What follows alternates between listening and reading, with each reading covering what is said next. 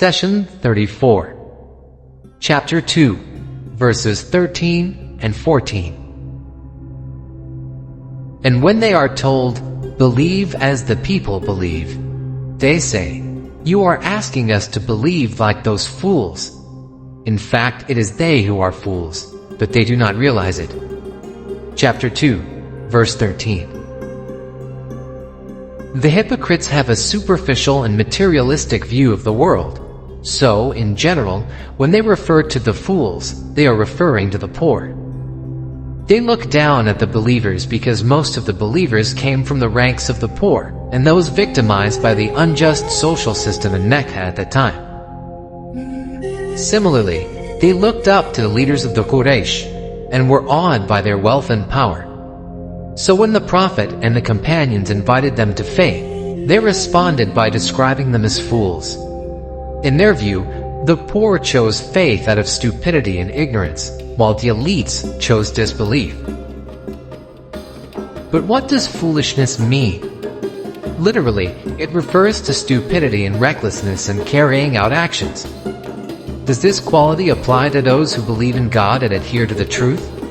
Or does it apply to those who disbelieve, deal in corruption, and throw away their lives?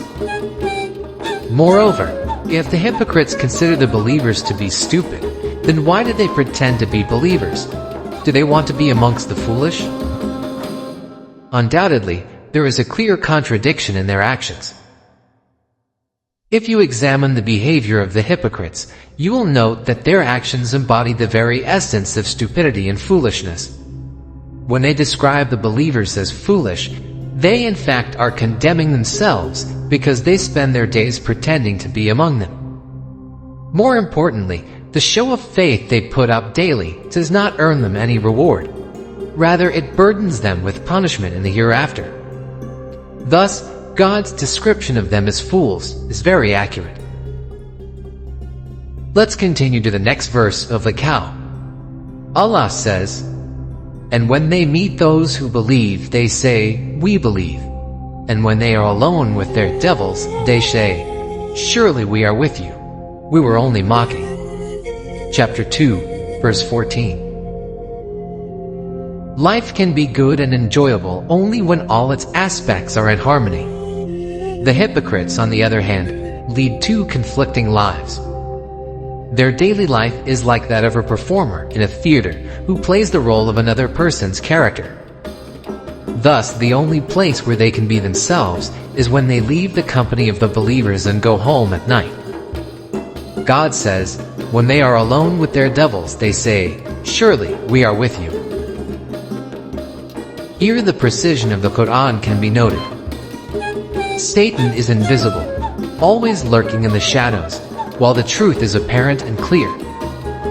Similarly, corruption and sin are shameful and always done in the shadows, while honest and charitable actions are proud and have nothing to hide. Take the example of a man cheating on his wife. How many lies does he have to tell in order to get away from work, give excuses to his wife, and arrange for the illicit meeting? What happens if there is a sudden knock on the door? Surely there will be extreme panic. He will rush to look for a place to hide, or for a back door so the woman can leave. He might even turn all the lights off and stay still until the person at the door leaves. And when the unlawful meeting is over, he opens the door carefully, looks right and left to make sure that no one is around, and then drives away quickly. All this time, and all his energy is expended in order to disassociate himself from the sin he is engaged in. Now compare that to a married couple having relations at their house. If suddenly someone knocks on the door, the man would dress up and go to open the door comfortably. If the visitor is a friend or a relative, you will welcome the guest, insist on having him or her come inside. Similarly, the wife will prepare food and drink to serve the guest and enjoy the rest of the evening. This is the difference between God's path and Satan's path. Note how people, regardless of their faith, deal with what is lawful in the light and deal with sin in the shadows. When it comes to Satan's path, actions are hidden to ensure they are not seen by others. From here the precise expression of the Quran, when they are alone with their devils, can be understood. Satan's path demands seclusion, a place where no one can see or hear, so there would be no public disgrace. Hence, the person who indulges in wrongdoings will spare no effort in concealing his or her actions. If you find yourself working hard to hide your actions and feel ashamed even at the idea of someone finding out, then you should take time to reflect on your action.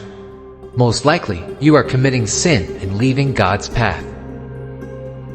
Keep in mind that, as the previous example showed, virtuous values are recognized and cherished, even in the sight of the sinners or criminals who violate them. The hypocrites have no problem saying, "We believe," in public.